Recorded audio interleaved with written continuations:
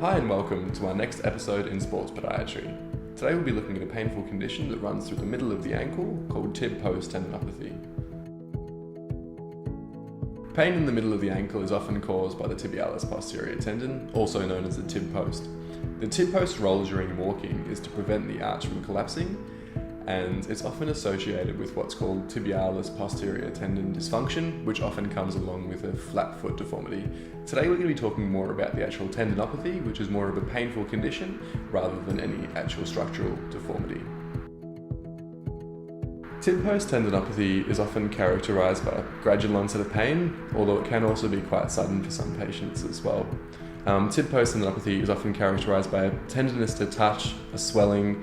There can be some redness or heat to the area as well, although generally speaking it's quite a well localised tenderness to touch. The painful condition is often worse in the morning in the first step or after a long day on your feet as well, just due to the fact that the tendon can become quite overworked and needs to warm up with activity.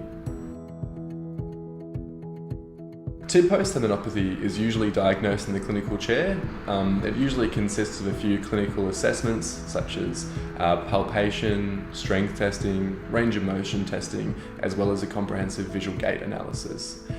Generally speaking, it is diagnosed in the clinical chair, although there are some tests which can help aid that diagnosis and sometimes that clinical decision-making pathway as well. These tests can include X-rays, ultrasounds, and MRIs. Tib-post tendinopathy is usually treated by offloading the tendon. So offloading is basically the process of taking the stress and the strain off of the tendon. This can be completed with the use of strapping, footwear, orthotics, and braces. We also use physical therapy to help with the healing. So physical therapy usually includes massage and dry needling. And we also do quite a lot of strength training and rehabilitation around tib-post tendinopathy as well. So this is including strengthening of the muscle, stretching of the muscle, and even addressing issues with weakness and flexibilities in surrounding tissues.